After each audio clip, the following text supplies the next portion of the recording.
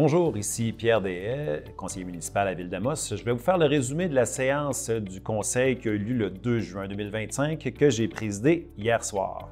Et j'espère que vous profitez du beau soleil. C'est le temps, l'été s'en vient. Nous avons hier eu en 4.4, c'est une demande d'autorisation pour un système d'antenne de radiocommunication. Mais ça, c'est Bell Mobilité qui souhaite construire une nouvelle antenne pour de la télécommunication, de la radiocommunication.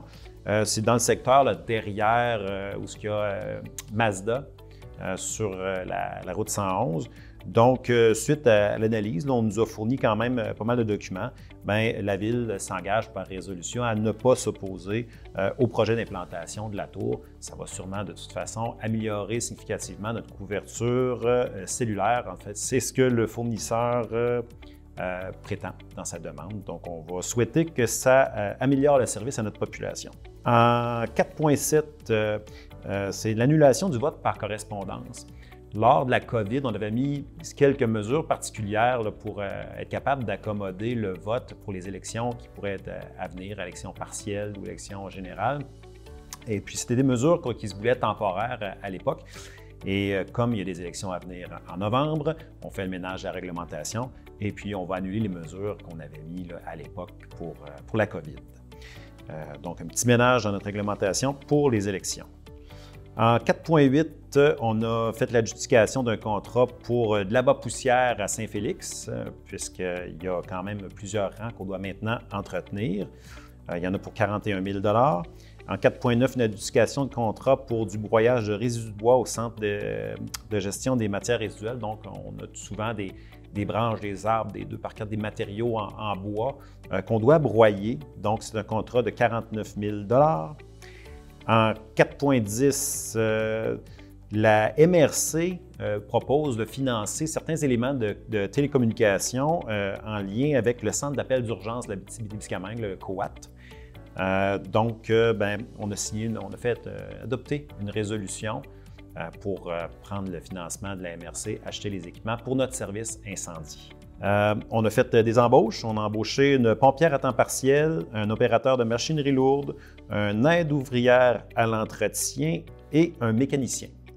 Donc, en 4.14, nous avons accordé une aide financière de 5 000 $ au RIAT, le réseau d'intégration à l'emploi de l'Abitibi-Témiscamingue.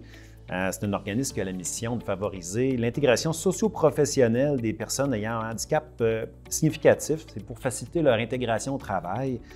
Donc, ça s'inscrit dans les priorités d'intervention de la Ville en matière de développement social, communautaire, mais aussi, on pense à l'employabilité. On a besoin de personnel dans nos entreprises. Donc, on a des personnes qui ne veulent que ça, pouvoir contribuer à la société et travailler. Donc, cet organisme-là nous a déjà livré des beaux succès et on va s'assurer par notre soutien qu'elle puisse continuer sa mission. En 4.15, c'est une autorisation de contribution financière. C'est pour l'événement Porte ouverte sur notre forêt qui va être en 2026, les 15 et 16 mai, dans le secteur près de l'aéroport. Donc, c'est l'Association forestière de l'Abitibi-Témiscamingue qui tient cet événement-là. La dernière fois, ça avait été immensément populaire. Donc, je vous propose de mettre ça à votre agenda pour l'an prochain. On a aussi fait l'adjudication d'un contrat de marquage pour la chaussée, donc le lignage, la peinture de ligne. On a aussi signé une entente de financement avec Mines Agnico-Eagle. Merci Agnico-Eagle pour le projet touristique à Nisippi. Une entente de 15 000 $. Nous avons aussi fait l'acquisition de matériel pour préparer le terrain pour une future place publique. Nous avons aussi adopté une résolution pour ajouter une tarification familiale pour nos forfaits touristiques. Donc, plutôt que de prendre pour Nisippi 2 billets adultes, 2 billets enfants, mais on va maintenant avoir une tarification familiale qui va être accessible autant à nos visiteurs qu'à notre population qui veulent profiter de nos attraits touristiques. En procédure, nous avons finalement adopté 2 règlements de zonage, donc un qui concernait les habitations en commun dans le secteur de la rue Trudel et un autre pour l'usage de restauration dans le secteur du Jos-Sivano qui, étrangement, vous allez dire, se retrouvait avec un droit acquis suite à une erreur là, au changement dans le zonage en 2017 environ. Donc, on vient corriger ici la situation. Si d'ailleurs vous voulez plus d'informations sur nos règlements d'urbanisme et les changements qui sont apportés, vous pouvez toujours aller les voir au amos.québec/urbanisme. Et pour finir, en information publique, on a fait des félicitations puisque au Gala des champions de la Ligue de hockey M18 3A du Québec, le 15 mai 2025, messieurs Normand Langlois et Guy Nollet ont été honorés. Monsieur Langlois, vice-président marketing des Forestiers, est honoré en recevant le trophée Clément Filion, qui est remis chaque année aux bénévoles de l'année. Et Monsieur Nollet, qui a été distingué par l'attribution du trophée Brian McEwen, qui honore son travail en tant qu'administrateur de l'année.